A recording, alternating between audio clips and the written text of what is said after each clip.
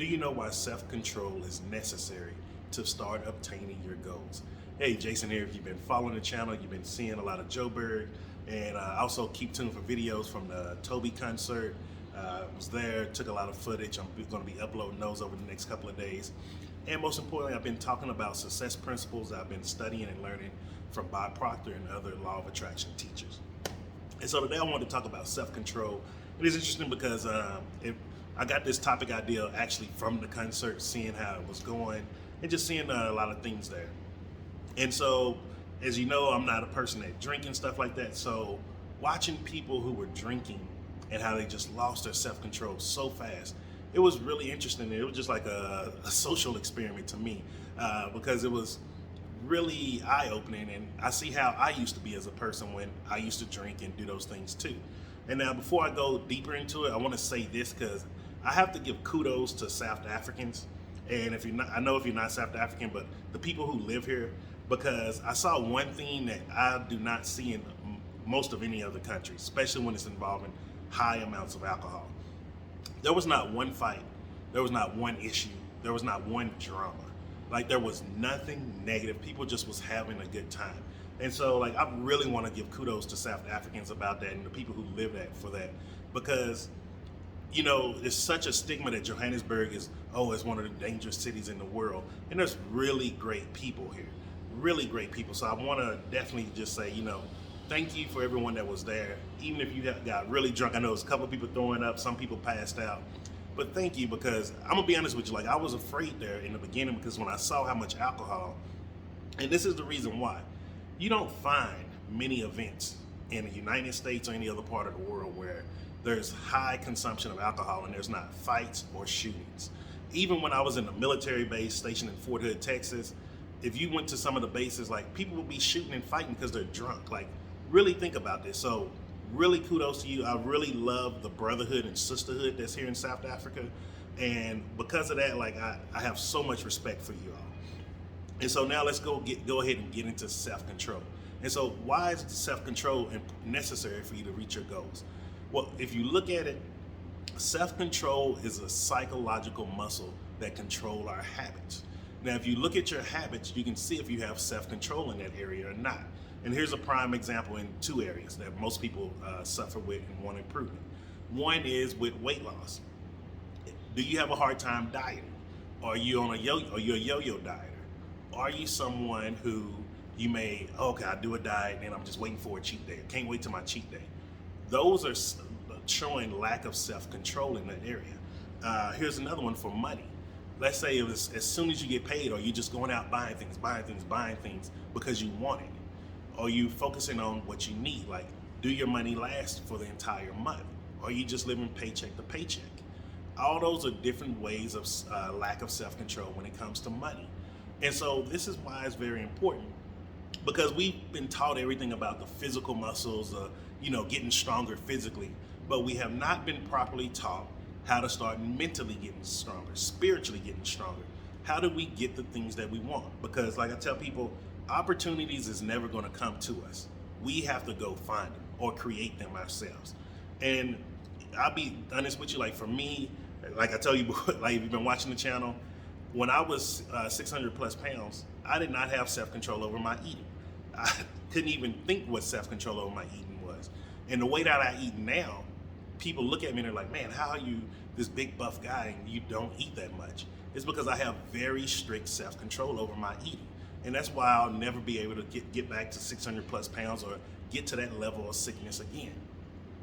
Even with money, like I tell people all the time, Cece was the one who was in control of most of the money when she was still here with me. And the reason being was because she was a better person managing money than I was. I was the risky investor and she was the person that was very logical. She understood money. She had great money habits because she had great self-control over it. And so I had to slowly over the years as me and her were together, start picking up her habits of self-control with money.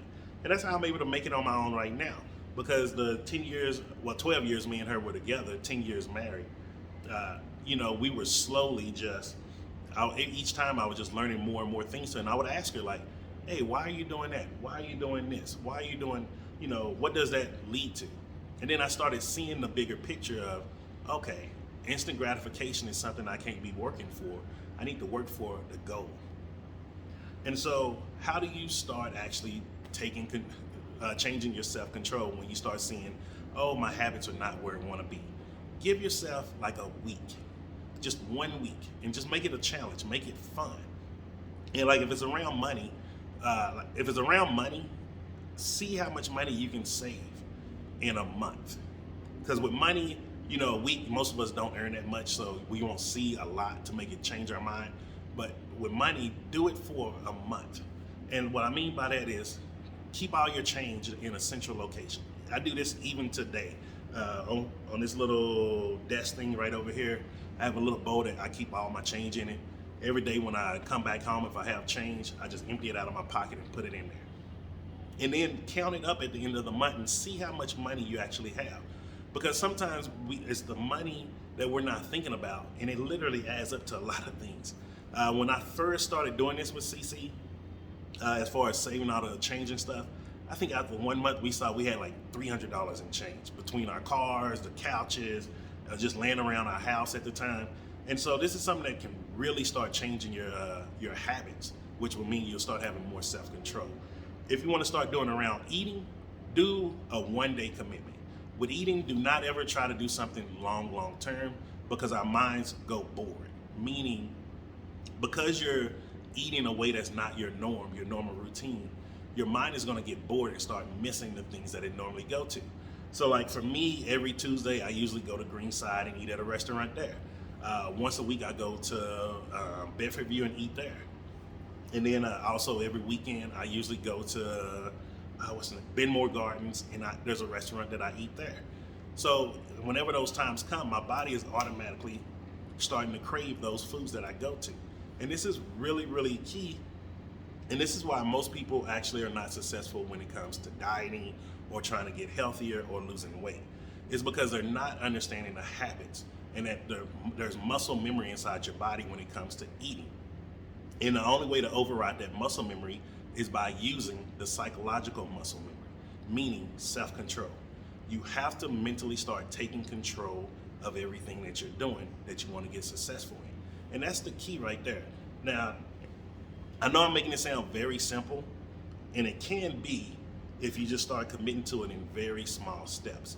Like I said, again, if you want to do something with money, commit to a month. If you want to do something around diet, health, and stuff like that, commit to 1 day. Because you'll start seeing, if 1 day you can not eat meat or not eat cheese, not drink soda, then you'll start saying, wait, okay, I've done this 1 day. So now maybe I can do it 2 days. Now maybe I can do it 3 days. And you'll start making it into a game and start making it fun. And then find a way to reward yourself after you hit that goal. Let's say with the money, just say you save up, you saved up $300 after the end of the month like we did. What can you do with that $300? Take 150 of it, throw it into savings, and take the other 150 and actually do something nice for yourself. Don't go out to eat or nothing like that. Pamper yourself. Go get a nice massage. Go get your nails done.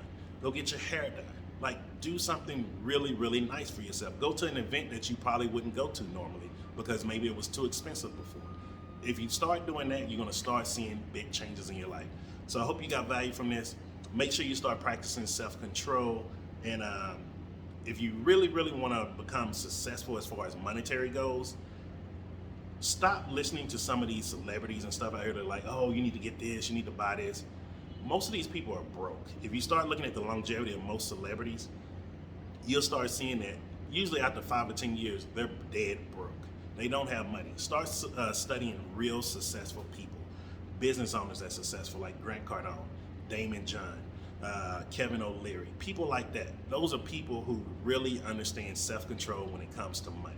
And if you want self-control when it comes to weight loss, health, things like that, start studying doctors who are actually healthy. It's so funny to me how many doctors out here are unhealthy, and they're trying to tell people how to be healthy, and they don't even have the self-control to do it. So really start looking at things from that perspective, and you'll start seeing things around you change on a daily basis. So I hope you got some value from this, and I'll see you tomorrow.